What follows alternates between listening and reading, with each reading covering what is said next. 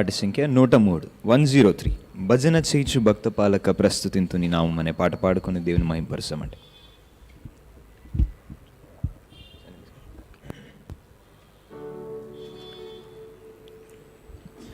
భజన చేయుచు భక్త పాలక ప్రస్తుతింతు నీ నామమును. భజన చేయుచు భక్త పాలక ప్రస్తుతింతు నీ నామమును.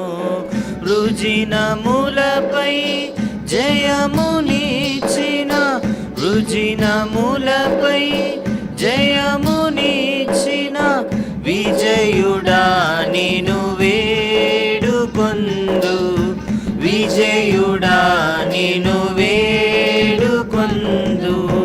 భజన చేయుచు భక్త పాలక ప్రస్తుతింతు నీ నామమును. దివ్య పదవిని విడచి నీవు దీనుడావై పుట్టినావు. దివ్య పదవిని విడచి నీవు దీనుడావై పుట్టినావు.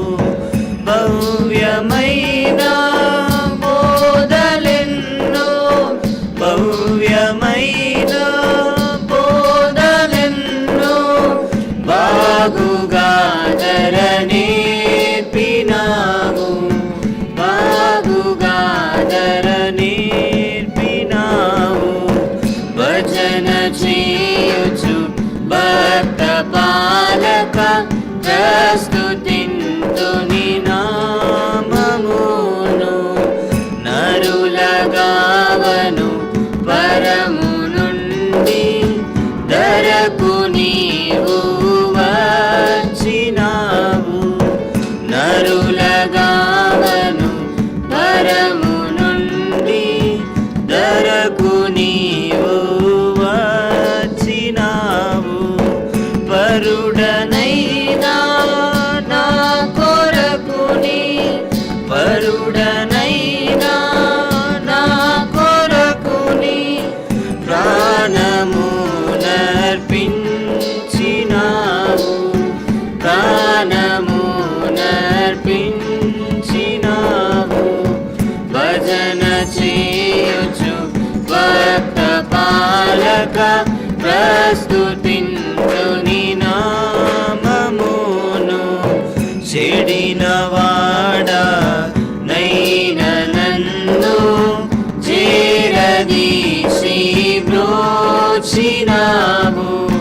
చెడిన వాడా నైన నన్ను చేరదీసి బ్రోచినావు. పడిన నాదు గోతి నుండి, పడిన నాదు గోతి నుండి పైకి లేవానే తినావు, పైకి లేవానే తినావు. భజన చేయుచు భక్త పాలక ప్రస్తుతింతు నీ నామమును. ఎంత ప్రేమ, ఎంత దయా, ఎంత కృప యేసయ్య నీకు. ఎంత ప్రేమ, ఎంత దయా, ఎంత కృప యేసయ్య నీకు. ఇంతయని నింపనిలలో, ఇంతయని నింపనిలలో నెవనికి నిసాధ్యంబు కాదు, నెవనికి నిసాధ్యంబు కాదు. భజన చేయుచు భక్త పాలక ప్రస్తుతింతు నీ నామమును. రుజినములపై జయమునిచ్చిన, రుజినములపై జయమునిచ్చిన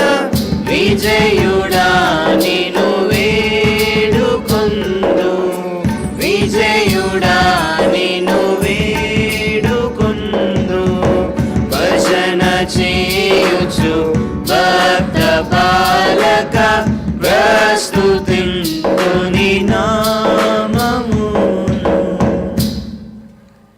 మరి ఒక పాట పాడుకుందామండి. పాట సంఖ్య 84, 84.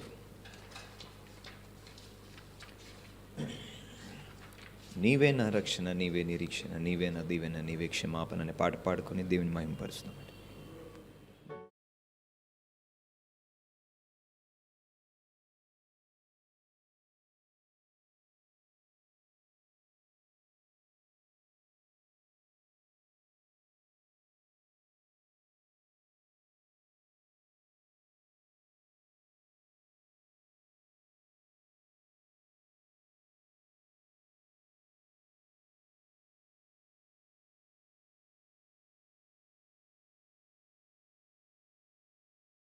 క్షమాపణ యేసయ్యా యేసయ్యా ఎంత మంచి వాడవయ్యా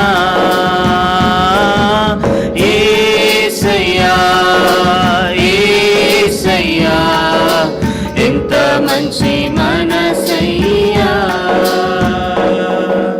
గతమును మన్నించి గుణవంతునిగా చేసి నన్ను మలచి నన్నే మరిపించి గతమును మన్నించి గుణవంతునిగా చేసి నన్ను మలచి నన్నే మరిపించి మనిషిగా మార్చినావు నీ మనసు నాకిచ్చినావు మనిషిగా మార్చినావు నీ మనసు నాకిచ్చినావు యేసయ్యా యేసయ్యా ఎంత మంచి వాడవయ్యా యేసయ్యా యేసయ్యా ఎంత మంచి మనసయ్యా నీవే నా రక్షణ నీవే నిరీక్షణ నీవే నా దీవెన నీవే క్షమాపణ కన్నీరు తుడిచి కష్టాలు తీర్చి అండగా నిలచి అడ్డులన్నీ తొలగించి కన్నీరు తుడిచి కష్టాలు తీర్చి అండగా నిలచి అడ్డులన్నీ తొలగించి మనిషిగా మార్చినావు మాదిరిగా చేసినావు మనిషిగా మార్చినావు మాదిరిగా చేసినావు యేసయ్యా యేసయ్యా ఎంత మంచి వాడవయ్యా యేసయ్యా యేసయ్యా ఎంత మంచి మనసయ్యా నీవే నా రక్షణ నీవే నిరీక్షణ నీవే నా దీవెన నీవే క్షమాపణ.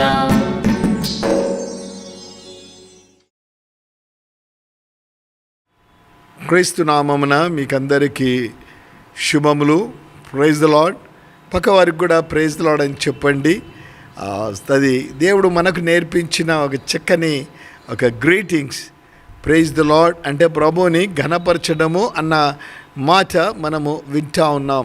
ఎల్లప్పుడూ మన నోట దేవుని ఘనపరిచే ఆ కార్యం మనం జరిగించవలసిన వారంగా ఉంటున్నాము. కొంతమంది కొన్ని ప్రాంతాల్లో ఇంకా వేరే విధంగా కూడా గ్రీటింగ్స్ చెప్పుకుంటూ ఉంటారు. షాలోమ్ అని గ్రీటింగ్స్ చెప్పుకుంటూ ఉంటారు. హల్లెలూయా అని గ్రీటింగ్స్ చెప్పుకుంటూ ఉంటారు. ఏది ఏమైనా ఇదంతా ప్రభువుని ఘనపరిచేదిగా ఉంటుంది అన్న విషయాన్ని నేను మీకు జ్ఞాపకము చేస్తూ ఉంటున్నాను.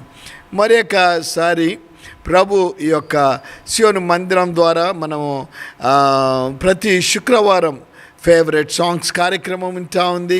అంతేకాకుండా ప్రార్థన సమయం కూడా మనం కలిగి ఉంటా ఉన్నాము. అదే సమయంలో ఒక చక్కని బైబిల్ స్టడీ కూడా మనము కలిగి ఉంటున్నాం. ఎందుకు ఫేవరెట్ సాంగ్స్ అని పెట్టాము అంటే, కొన్నిసార్లు సంఘంలో కొన్ని నెలలుగా ఒకవేళ మీరు ఆశిస్తున్న ఒక పాట మేము పాడకపోయి ఉండొచ్చు, లేదా ఆ పాట మీకు ఎంతో ఇష్టం, ఆ పాట పాడలేదు. ఎప్పుడు అనిపిస్తూ ఉంటుంది, అన్నీ పాడిస్తారు కానీ నాకు ఇష్టమైన పాట పాడియటం లేదని. అందుకే ప్రతి శుక్రవారం మై ఫేవరెట్ సాంగ్ అన్న కార్యక్రమం పెట్టాం. ఎవరికి ఏది ఇష్టమో అన్ని పాటలు ప్రభువుని గణపరిచేవిగానే ఉంటాయి. Every song is a blessed song. కానీ ఆ పాటలలో నిన్ను బలపరిచే సాంగ్, కొన్నిసార్లు కొంతమంది అంటూ ఉంటారు, ఆ పాట ద్వారా నేను ప్రభునందు విశ్వాసం కొన్నిసార్లు వాక్యం ద్వారా ప్రభునందు విశ్వాసం ఉంచుతాం, లేదా ఒక స్కిట్ ద్వారా పరివర్తన కలగవచ్చు, ఇంకొక విధానంలో పరివర్తన కలగవచ్చు, పాటల ద్వారా కూడా పరివర్తన కలగవచ్చు. క్రీస్తులో నిద్రించిన విజయస్ దినకరన్ గారు రాసిన పాటల్లో రమ్మనుచున్నాడు యేసు, వాంఛతో ఆయన పిలుస్తున్నాడు అన్న పాట అనేక హృదయాలను కదిలించినదిగా. ఇంకో పాట కూడా రాశారు, సోలిపోవద్దు అని. ఆయన చెప్పిన వాక్యం బట్టి ఆ పాటలు అనేక హృదయాలలో వారి హృదయానికి కుచ్చుకున్నట్లు వాక్యంలో మనం చూస్తున్నాం. అపోస్తుల కార్యంలో మనం చూస్తే పేతురు నిలబడి వాక్యం చెప్పాడు 2వ అధ్యాయంలో. ఎప్పుడైతే ఆ వాక్యాన్ని చెప్పాడో అక్కడ ఉన్న వారందరూ ఆ వాక్యము ఆ హృదయములను కుచ్చుకున్నప్పుడు మేమేం చేయాలా అన్నాడు. మారు మనస్సు పొంది బాప్తిస్మ సాక్ష్యం ఇయ్యండి అని పేతురు చెప్పిన మాటలు మనకు కనిపిస్తున్నాయి. కాబట్టి ప్రియ విశ్వాసులు, మీకు సమయం ఉంటే సంఘానికి వచ్చి ఈ కార్యక్రమంలో పాలు పొందండి, ప్రార్థనలో ఏకీభవించండి. బైబిల్ స్టడీలో ప్రత్యేకంగా ఈ 2024వ సంవత్సరం జనవరిలో ప్రభు సంఘానికి ఇచ్చిన వాగ్దానం, ఈ గ్రంథములోని ప్రవచన వాక్యములను గైకొనువాడు ధన్యుడు అన్న మాట మనకు అక్కడ కనిపిస్తూ ఉంటుంది. సో ఆ వాక్యం మీదనే దైవజనులు ప్రతి శుక్రవారం ఎవరో ఒక్కరు బైబిల్ స్టడీ నడిపిస్తూ ఉన్నారు. సేమ్ టైటిల్, ప్రకటన గ్రంథం 22వ అధ్యాయం 7వ వచనంలో మాట ఉంటా ఉంది, ఈ ప్రవచన వాక్యములను గైకొను. ఈ గ్రంథములోని ప్రవచన వాక్యం, పరిశుద్ధ గ్రంథములోని ప్రవచన వాక్యములను గైకొనువాడు ధన్యుడు అన్న మాట మనకు కనిపిస్తూ ఉంటుంది. పరిశుద్ధ గ్రంథంలో పాత నిబంధనలో పుస్తకాలు ఉన్నాయి, కొత్త నిబంధనలో పత్రికలు ఉంటున్నాయి, సువార్తలు కూడా ఉంటా ఉన్నాయి. ఆనాడు పాత నిబంధనలో ప్రవక్తల ద్వారా కొన్ని ప్రవచనములను ప్రభు తెలియచేసినట్లు కూడా వాక్యంలో మనం చూస్తున్నాం. ఇదినము సంపూర్ణంగా దాన్ని గురించి మనము ముగించలేము ఉన్న సమయంలో ఒక 30-35 మినిట్స్లో. కానీ అట్లీస్ట్ ఉపోద్ఘాతము అంటారు, ద ఇంట్రొడక్షన్, ఎవరికి దర్శనం వచ్చింది, ఆ వ్యక్తి ఎవరు అన్న విషయాన్ని మనం ఇదినం ధ్యానించనంటున్నాం. ప్రార్థన చేద్దాం. పరిశుద్ధుడైన తండ్రి, ఆమోసు గ్రంథములో నుంచి కొన్ని దర్శన వాక్యములను మేము ధ్యానిస్తుండగా వినగలిగిన చెవులు, గ్రహించగలిగిన మనస్సు దయచేయమని యేసు నామమున ప్రార్థిస్తున్నాము తండ్రి, ఆమెన్. ప్రియ విశ్వాసులు, ఆమోసు గ్రంథములో కొన్ని అధ్యాయాలు ఉంటా ఉన్నాయి. కేవలం 9 అధ్యాయాలు ఉంటా ఉన్నాయి. మీకు సమయం దొరికితే తప్పకుండా ఈ 9 అధ్యాయాలు మీరు చదివే ప్రయత్నం చేయండి. చదివి వాటిని గ్రహించి, వాక్యం ఉంటుంది, చదివి గ్రహించువాడు ధన్యుడు. ఇందాక 20 ప్రకటన 22:7లో ఈ ప్రవచన వాక్యములను గైకొనువాడు, ఈ గ్రంథములో లిఖితము చేయబడిన ప్రవచన వాక్యములు గైకొనువాడు ఈజ్ అ బ్లెస్సెడ్ మ్యాన్. నువ్వు గైకొనాలి, ధ్యానించాలి, విశ్వాసం ఉంచాలి. దేవుడు నీ జీవితంలో అద్భుత క్రియలు ఆయన చేసే దేవుడిగా ఉంటా ఉన్నాడు. నమ్ముతున్నావా? పాత నిబంధనలో లిఖితము చేయబడిన ప్రవచన వాక్యములు నెరవేరినవిగా ఉన్నాయని, నెరవేరాయి, మరికొన్ని నెరవేరనైంటా ఉన్నాయి. యెషయా గ్రంథంలో 9వ అధ్యాయంలో 7వ అధ్యాయంలో యేసు జననమును గురించి లిఖితం చేయబడింది. ఆయన ఎటువంటి వ్యక్తి అన్న విషయాలు లిఖితం చేయబడ్డాయి. గడిచిన 2-3 వారాలు ఆ వాక్యాన్ని మనం ధ్యానిస్తూ వచ్చాం.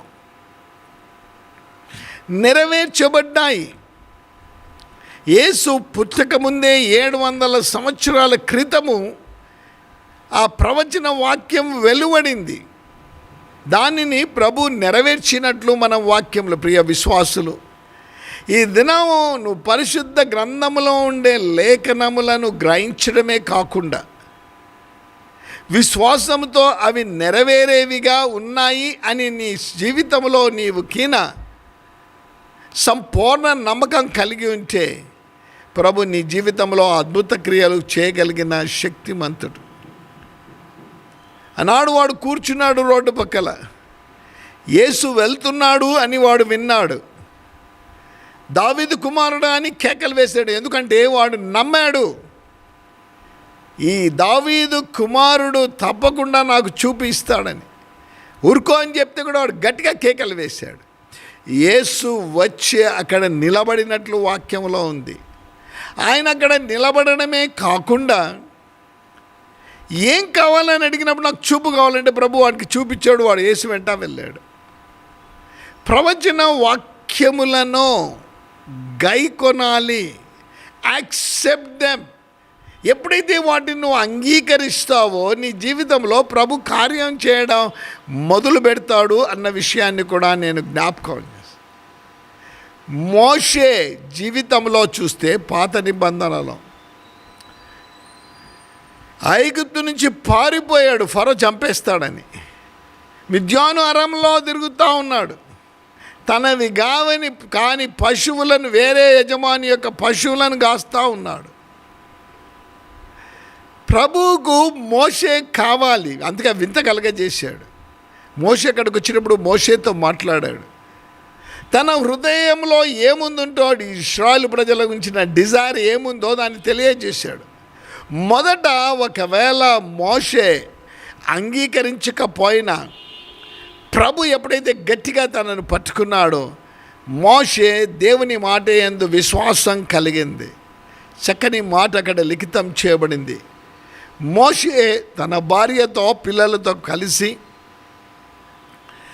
దేవుని కర్రను చేతబట్టుకొని వెళ్ళను. ఎప్పుడైతే విశ్వాసం కలిగిందో ఆ కర్ర దేవుని కర్రగా మారడం మనం చూస్తున్నాం.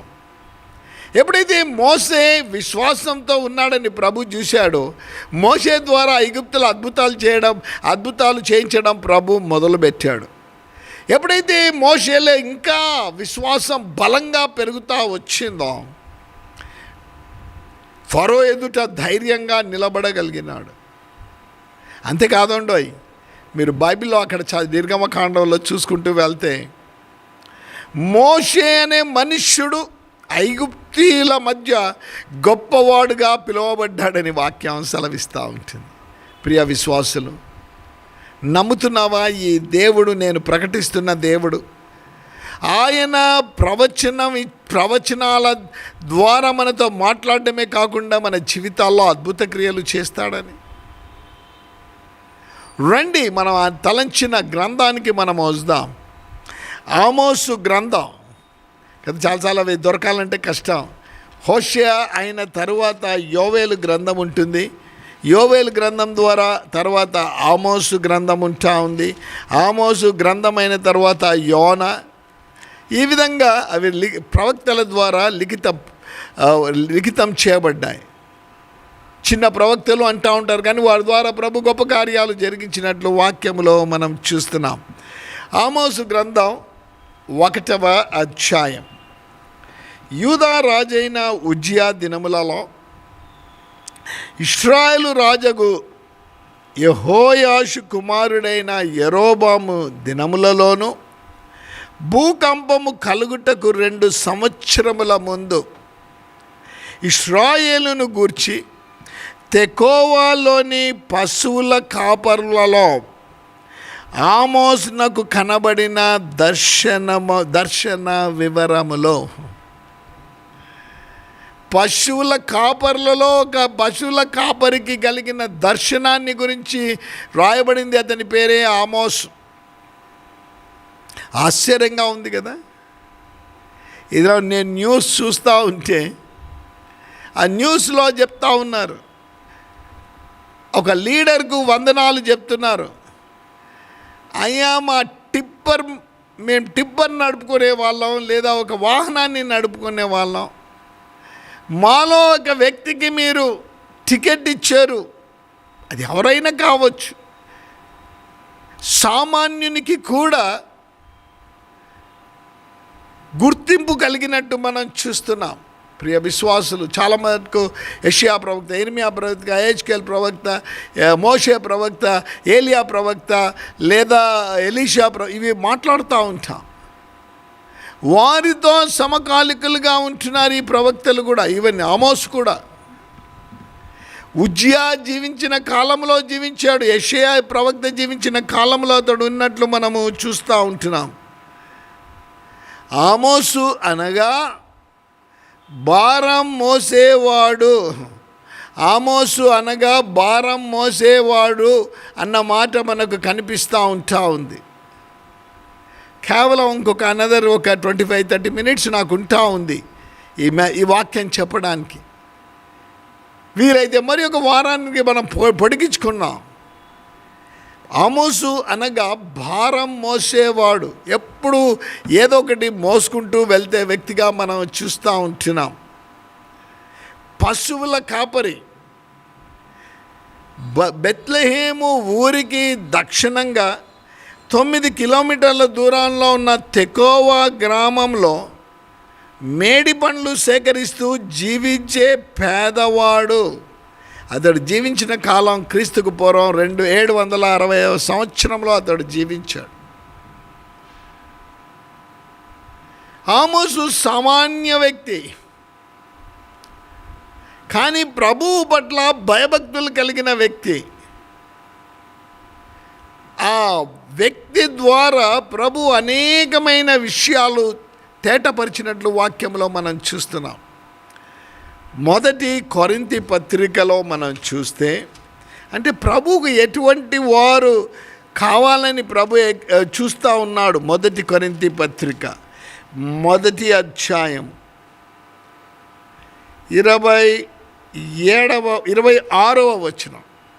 సహోదరులారా, మిమ్మను పిలిచిన పిలుపును చూడుడి.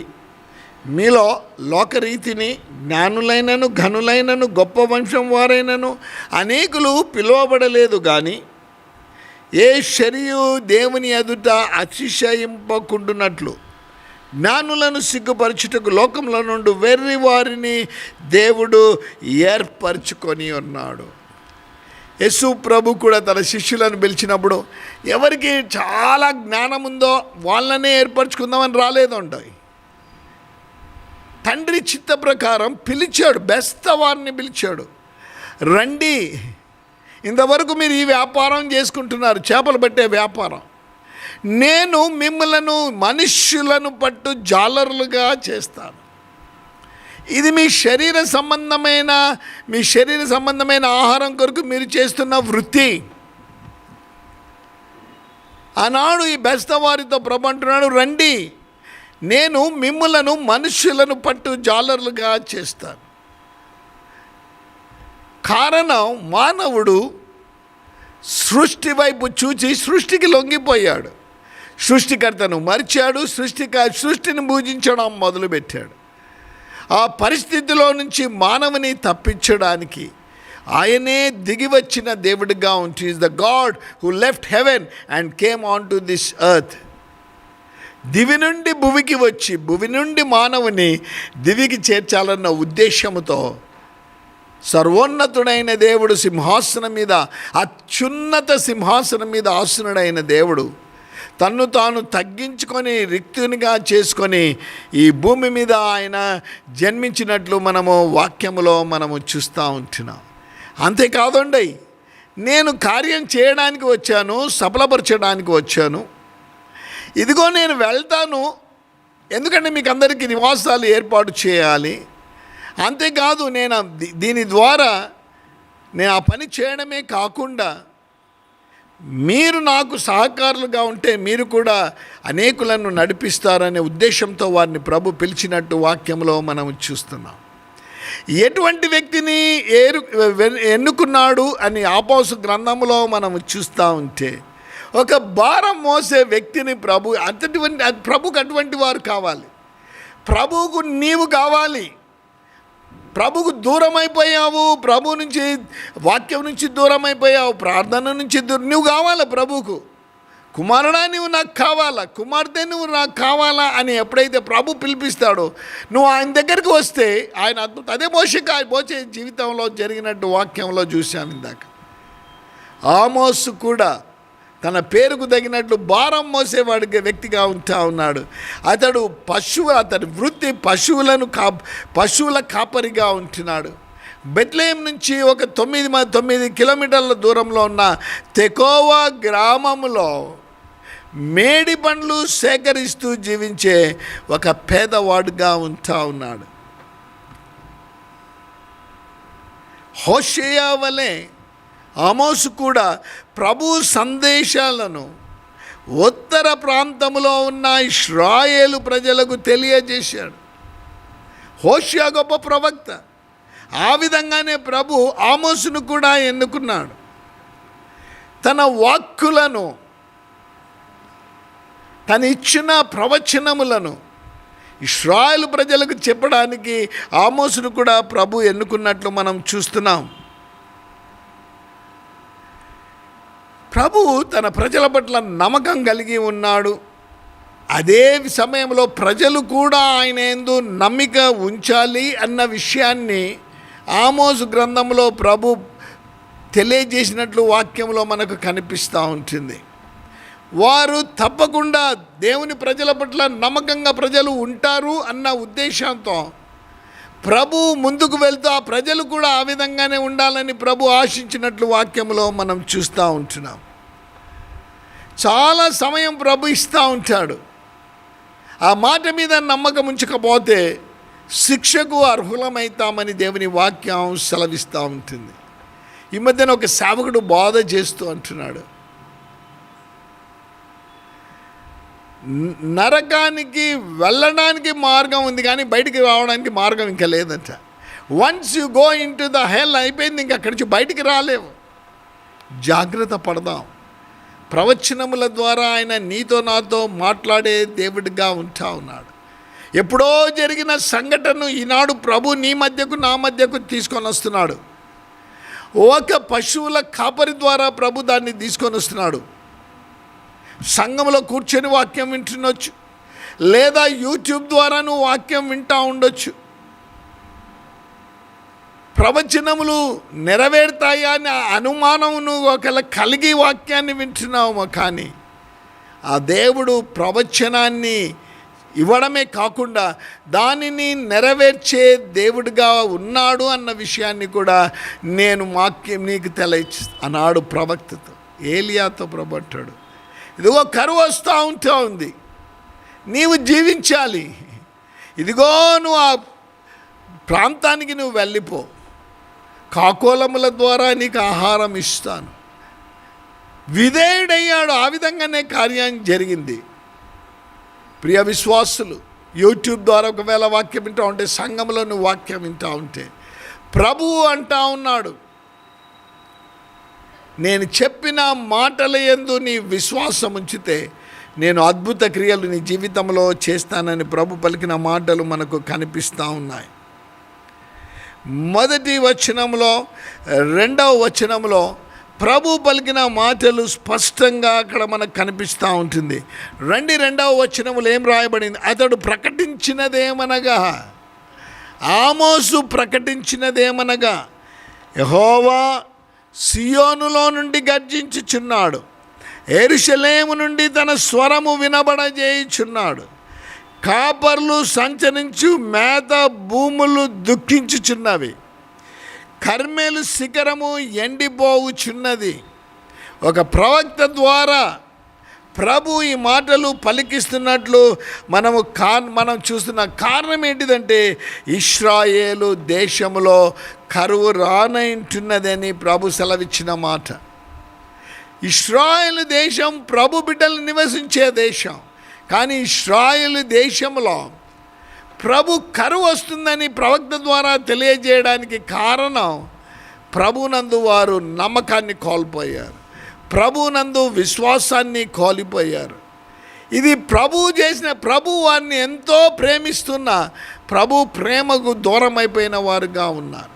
యెహెజ్కేలు గ్రంథములో అంటాడు, నరపుత్రుడా వచ్చి ఇక్కడ చూడయ్యా, ఇక్కడ చూడు, నేను ఎవరినైతే బానిసత్వం నుంచి విడిపించాను, ఈ ప్రజలు చేస్తున్న కార్యాన్ని చూడు, వారు ఏ వైపు తమ ముఖం తిప్పుకున్నారో చూడు, వారు చేస్తున్న కార్యాలు భయంకరమైనవిగా ఉంటా ఉన్నాయి అని ప్రవక్త ద్వారా ప్రవక్తకు తెలియజేసిన విషయాలు అక్కడ మనకు కనిపిస్తూ ఉంటున్నాయి.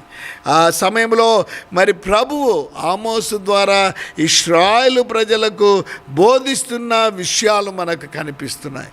3వ వచనం, యెహోవా సెలవిచ్చినదేమనగా, దమస్కు 3 సార్లు 4 సార్లు చేసిన దోషమును బట్టి నేను తప్పకుండా దాన్ని శిక్షింతును. ఏలైనగా దాని జనులు పంట దుల్లగొట్టి ఇనుప పనిముట్లతో గిలాదును నూర్చిరి అన్న మాట మనకు కనిపిస్తూ ఉంటుంది. చూడండి 3వ వచనంలో, దోషమును బట్టి తప్పకుండా ప్రభు శిక్షించేవాడు. బానిసత్వం నుంచి విడిపించాడే, కానీ ఇశ్రాయేలు ప్రజలు తన మాటను మరి పెడచెవిని పెట్టినప్పుడు హెచ్చరికలు కూడా ఇచ్చాడు. ప్రవక్త ద్వారా ధర్మశాస్త్రాన్ని వారికి ఇచ్చాడు. అయినా వారు తప్పిదాలు చేసే సమయంలో వారిని చెరగా కూడా ప్రభు పంపించినట్లు మనం చూస్తున్నాం.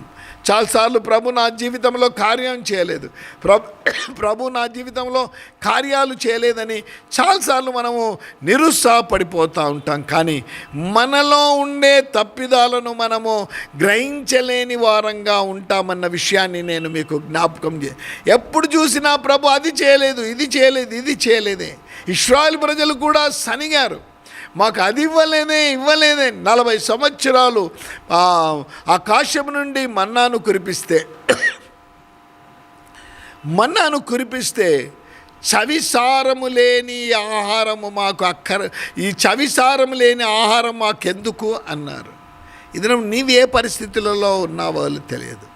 ఆనాడు ఆమోసు ప్రవక్త ద్వారా ఇశ్రాయేలు ప్రజలకు తన ప్రవచన వాక్యములను తెలియజేసిన దేవుడు ఈ దినం లేఖనముల ద్వారా మనతో మాట్లాడుతూ ఉన్నాడు.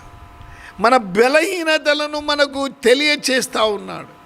ఇదిగో మీరు ఈ విధంగా ఆనాడు ఇశ్రాయేలు ప్రజలకు తెలియజేసిన దేవుడు ఈ దినం వాక్యం ద్వారా నీకు నాకు తెలియచేస్తూ ఉంటున్నాడు.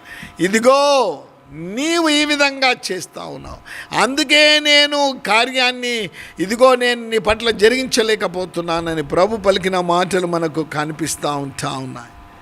దమస్కు వారు చేసిన దోషాలు అనేకంగా ఉన్నాయి అని ప్రభు సెలవిచ్చిన మాటలు మనకు కనిపిస్తూ ఉన్నాయి. ప్రియ విశ్వాసులు, దమస్కు వారు చేసిన దోషము, దాని జనులు పంట దుల్లగొట్టు ఇనుప పనిపంట్లను గిలాదు నూర్చిరి అన్నమాట. గిలాదు తూర్పున ఇశ్రాయేలుకు చెందిన ప్రాంతంగా ఉంటుంది. దమస్కు వారు సిరియా ఆ పట్టణాన్ని ఆక్రమించి ఇశ్రాయేలు ప్రజల పట్ల క్రూరంగా ప్రవర్తించారు. దమస్కు వారు క్రూరంగా ప్రవర్తించారు. ఇశ్రాయేలు ప్రజల పట్ల వారు క్రూరంగా ప్రవర్తించడమే కాకుండా అనేక విధాలుగా ఇశ్రాయేలు ప్రజలకు నష్టం కలుగజేసిన వారుగా ఉంటా ఉన్నారు. ఒకవేళ ఇశ్రాయేలు ప్రజలు తప్పిదాలు చేసిన ప్రభు వారిని క్షమించాడు. కానీ ఎప్పుడైతే శత్రువు దమస్కు వారు ఎవరైతే ఇశ్రాయేలు ప్రజలకు నష్టం కలుగజేశారో, బాధ కలగజేశారో వారిని గురించి పలకబడిన మాటలు మనము 3వ వచనంలో మనకు కనిపిస్తూ ఉంటున్నాయి. అంతేకాదండో 4వ వచనంలో మరి ఒక మాట కనిపిస్తూ ఉంటుంది. చూడండి, నేను చదువుతాను. నేను హజాయేలు మందిరములో అగ్ని వేసేదను, అది బెన్హదదు యొక్క నగర్లను దహించి వేయును, దమస్కు యొక్క అడ్డగడియలను వెరిచేదను, అవెను లోయలోనున్న నివాసులను నిర్మూలము చేతును, బెతేదేనులో ఉండకుండా రాజదండము వహించిన వారిని నిర్మూలము చేతును, సిరియన్లు చెరపట్టబడి కీరు దేశమునకు కొనిపోవుదురని యెహోవా సెలవిచ్చుచున్నాడు. ఆనాడు దమస్కు వారిని గురించి ప్రభు పలికిన మాటలు మనకు స్పష్టంగా కనిపిస్తూ ఉన్నాయి. ఒక పశువుల కాపరి ద్వారా ఈ విషయాలు ప్రభు తెలియచేసినట్లు వాక్యములో మనము చూస్తూ ఉంటున్నాయి. ఒక ప్రక్క ఇశ్రాయేలు ప్రజలు కొన్నిసార్లు దేవునికి విరోధంగా తప్పిదాలు చేసిన వారిని ఒకవేళ చెరగా పంపించిన యెషయా గ్రంథములో అంటాడు, ఓ ఇశ్రాయేలు, ఓ యాకోబు, ఒక క్షణము మాత్రమే నేను నిన్ను విడిచి తిని అని ప్రభు పలికిన మాట మనకు కనిపిస్తూ ఉంటుంది. కొద్ది కాలమే, ఒక క్షణము మాత్రమే నేను కానీ ప్రభు అంటా ఉన్నాడు, నేను మిమ్మల్ని విడిచిపెట్టే దేవుడను కాను. దమస్కు వారు ఇశ్రాయేలు ప్రజలకు నష్టము చేకూర్చినప్పుడు, దమస్కు వారు ఇశ్రాయేలు ప్రజలకు నష్టం చేకూర్చినప్పుడు ప్రభు వారిని గురించి పలికిన మాటలు మనకు కనిపిస్తున్నాయి. దమస్కు వారిని గురించి ప్రభు పలికిన మాటలు మనకు కనిపిస్తున్నాయి. ఏమంటా ఉన్నాడు? నేను హజాయేలు మందిరములో అగ్ని వేసేదను, అది బెన్హదదు యొక్క నగర్లను దహించి వేయును, దమస్కు యొక్క అడ్డ గడియలను వెరిచెదను, అవెను లోయలోనున్న నివాసులను నేను నిర్మూలము చేతును, బేతాదేనులో ఉండకుండా రాజదండం వహించిన వారిని నిర్మూలము చేతును, సిరియనులు చెరపట్టబడి కీరు దేశమునకు కొనిపోవుదురని యెహోవా జరిగిందా కార్యం? ఆ కార్యాన్ని ప్రభు జరిగించిన దేవుడిగా, ఆయన మాట ఇచ్చి నెరవేర్చే దేవుడిగా ఉండినట్లు ప్రభు మనం వాక్యములో మనము చూస్తూ ఉంటున్నాం. ఆమోస్ గ్రంథం 9వ అధ్యాయం 7వ వచనంలో చూస్తే మీరు ప్రభు ఏదైనా కార్యాన్ని చేయగలిగిన శిథిరం నమ్ముతున్నావా? ఏ పరిస్థితులలో నీవు ఆనాడు ఇశ్రాయేలు ప్రజలకు కలిగిన పరిస్థితులలో నీవు కూడా ఉన్నావేమో, ప్రభు అంటాను, నష్టపోయావేమో, బాధ అనుభవిస్తున్నావేమో, కానీ ప్రభు అంటా ఉన్నాడు, నేను ఏదైనా నీకు చేయగలిగిన శక్తిమంతుడను అన్న మాట ప్రభు వాక్యం సెలవిస్తూ ఉంటుంది. 8వ వచనములో ఒకవేళ మనం చూస్తే, యెహోవా సెలవిచ్చున్నదేమనగా, తూరు 3 సార్లు 4 సార్లు చేసిన దోషమును బట్టి నేను తప్పకుండా దానిని శిక్షింతును. ఏలయనగా దాని జనులు సహోదర నిబంధనను జ్ఞాపకము తెచ్చుకొనక పట్టబడిన వారినందరినీ ఎదోమీయులకు అప్పగించిరి. 10వ వచనం, నేను తూరు ప్రాకారముల మీద అగ్ని వేసేదను, అది దాని నగర్లను దహించి వేయును. ప్రవక్త ద్వారా, ఒక పశువుల కాపరి ద్వారా ప్రభు ఇశ్రాయేలు ప్రజలకు తేటపరిచాడు. ఇదిగో మీకు కలిగిన నష్టాన్నంతా నేను లాభంగా చేకూరుస్తాను తప్పకుండా. యోవేలు గ్రంథంలో ఒక మాట ఉంది, పసరు గొంగరు చీడ పురుగులు తినివేసిన పంటను నేను మరొకసారి మీకు ఇస్తానని ప్రభు పలికిన మాట మనకు కనిపిస్తూ ఉంటాం. ప్రియ ప్రేక్షకులు, ప్రియ విశ్వాసులు సంఘములో కూర్చొని వాక్యం వింటూ ఉన్నారు. ఎందుకో ప్రభు ప్రత్యేకంగా ఓ సామాన్యమైన ఒక పశువుల కాపరిగా ఉంటున్న వ్యక్తిని ప్రవక్తగా ఆయనను ఏర్పరిచి ఆయన ద్వారా ప్రభు ఎంత గొప్ప దేవుడో అన్న విషయాన్ని మనం చూస్తున్నాం. అంతేకాదు ఆయన మాట ఏదైనా మాట ఇచ్చి నెరవేర్చగలిగిన శక్తిమంతుడు అన్న విషయాన్ని మనము జ్ఞాపకం. ఏం జరిగింది ఆనాడు? ఆ మాటలు నెరవేర్చబడ్డాయా? ఆమోసు ద్వారా ప్రభు పలికించిన మాటలు సఫలమయ్యాయా లేదా? చూడాలి తప్పకుండా. సఫలపరచగలిగిన శక్తిమంతుడు తప్పకుండా సఫలపరుస్తాడు. ఎలా సఫలపరుస్తాడు? సఫలపరచడానికి ఏం చేశాడు? ఆయన ఎటువంటి శక్తి ఉన్నది అన్న విషయాలను ప్రభుచితమైతే మరొక వారం మనం వాటిని ధ్యానించనై ఉంటా ఉన్నాం. వీలైతే ఆమోసు గ్రంథాన్ని చదవండి. కేవలం 9 అధ్యాయాలే. ఒక అరగంటనో ఒక 45 నిమిషాలు టైం తీసుకుంటే మీరు చక్కగా దాన్ని ధ్యానించితే అది మీకు ఆశీర్వాదకరంగా ఉంటా ఉంది. ఆమోసు ద్వారా దమస్కును గురించి ప్రభు పలికిన మాటలు, మరి ఆ యొక్క దర్శనము నెరవేర్చబడిందా లేదా అన్న విషయాలను మరొకసారి మనము ధ్యానించనంటున్నాం. ప్రార్థన చేసుకుందాం, ప్రభు దగ్గర అడుగుదాం. ప్రభు ఆనాడు మీరిచ్చిన అభయము ఇశ్రాయేలు ప్రజలకు ఇచ్చిన ఆ యొక్క అభయాన్ని బట్టి ప్రభు వందనాలు చెల్లిస్తూ ఉంటున్నాను. నా జీవితంలో కూడా కార్యాలు ఈ విధంగా ఉంటా ఉన్నాయి. ఆ వాక్యం ద్వారా నాతో మాట్లాడావు. ఈనాడు ప్రభు నాతో కూడా నువ్వు మాట్లాడడమే కాకుండా వాటి కార్యాలను సఫలం చేస్తున్నావని నేను నమ్ముతున్నానంటే నమ్మదగిన దేవుడు కార్యాలను జీవితంలో సఫలం చేస్తాడు. ప్రార్థన చేసుకుందాం. పరిశుద్ధుడైన ప్రేమ కలిగిన తండ్రి, సర్వోన్నతుడా, శక్తిమంతుడా, అద్వితీయుడా, ఆశ్చర్యకరుడా, బల పరాక్రమములు కలిగిన శూరుడా, నీకు వందనాలు, స్తోత్రాలు. ఈ 2024వ సంవత్సరం సంఘానికి ఇచ్చిన వాగ్దానము ప్రకటన గ్రంథం 22వ అధ్యాయం 7వ వచనములో ఈ గ్రంథములోని ప్రవచన వాక్యములను గైకొనువాడు ధన్యుడు అన్న మాట కనిపిస్తూ ఉంటుంది. ఇది ప్రత్యేకంగా ఆమోస్ గ్రంథంలో ఆమోసు ప్రవక్తకు మీరు దర్శనం ఇచ్చారు. ఏం చేస్తానని మీరు చెప్పారు, ఆ విషయాలు మేము ధ్యానించాం. జరిగిందా లేదా అన్న విషయాన్ని నిశ్చితమైతే మేము వాక్యం ద్వారా గ్రహించడానికి కృపదయచేయమని. ఎందరైతే ఏదైనా వాక్యం విన్నారో, బలపరచబడ్డారో వారిని దీవించండి. ఎవరైనా అనారోగ్యంగా ఉండి కూడా వాక్యాన్ని విని బలపరచబడాలని ఎవరైతే వాక్యం విన్నారో వారికి కావలసిన శరీర స్వస్థత దయచేయండి. కాళ్ళ కీళ్ళ నొప్పులే కావచ్చు, గుండె జబ్బే కావచ్చు, ఊపిరితిత్తుల సమస్యనే కావచ్చు, తలపోటే కావచ్చు, మానసిక బాధలే కావచ్చు, ఆర్థిక సమస్యలే కావచ్చు, నిరుత్సాహం అనేది ఒకవేళ వెంటాడుతూ ఉంటే ప్రభువా నుంచి విడుదల దయచేయమని. విడిపించే దేవుడవు నీవొక్కడేవే నాయన. పసరు గొంగలు చీడ పురుగులు తినివేసిన పంటను తిరిగి ఇస్తానని చెప్పి వాగ్దానం ఇచ్చి నెరవేర్చే దేవుడవు.